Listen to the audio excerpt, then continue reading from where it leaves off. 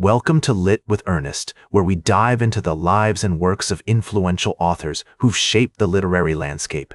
Born on March 26, 1874 in San Francisco, California, Robert Frost spent his early years in a family that valued literature and learning. His father, William Prescott Frost Jr., was a journalist, and his mother, Isabel Moody Frost, was a former teacher. After his father's death from tuberculosis when Frost was just 11 years old, the family moved to Lawrence, Massachusetts, where he spent most of his childhood. Frost's educational journey began at Dartmouth College, but he didn't stay for long. He later attended Harvard University, where he developed a passion for poetry and literature. However, he never graduated, instead choosing to focus on writing and farming.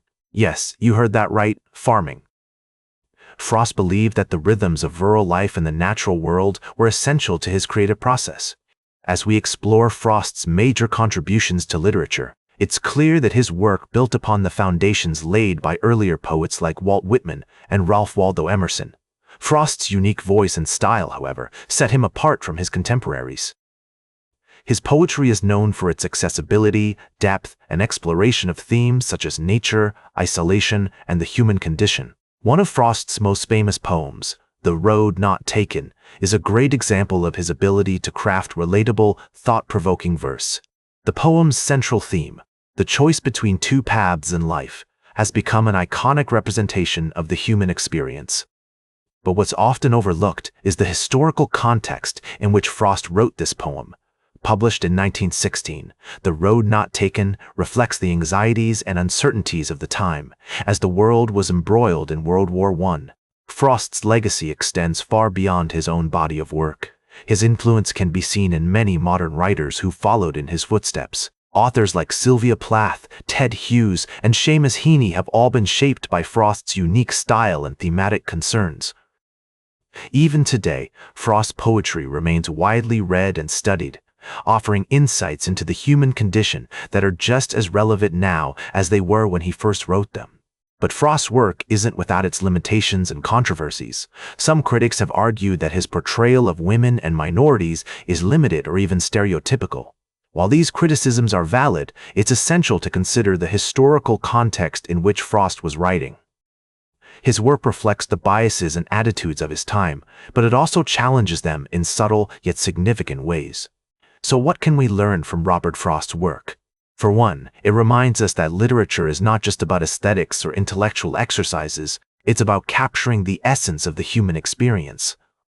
Frost's poetry shows us that even in the simplest, most mundane moments, there lies a depth and complexity worth exploring.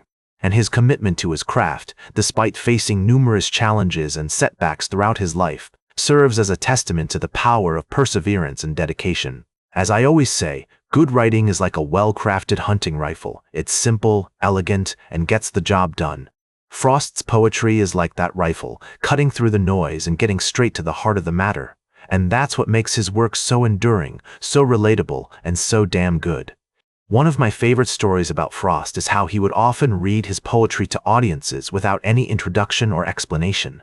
He believed that the poem should speak for itself, and that the reader or listener should be able to interpret it in their own way.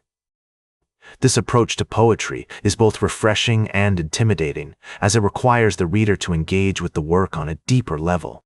In conclusion, Robert Frost's legacy is a complex and multifaceted one, full of contradictions and paradoxes. He was a poet who was both traditional and innovative, simple and profound, accessible and nuanced. Like this episode if it hit true. That's all for today's Lit with Ernest. Like this episode if it hit true. Share it if you respect honest talk about books. Subscribe because we'll do this again. This is Ernest, signing off.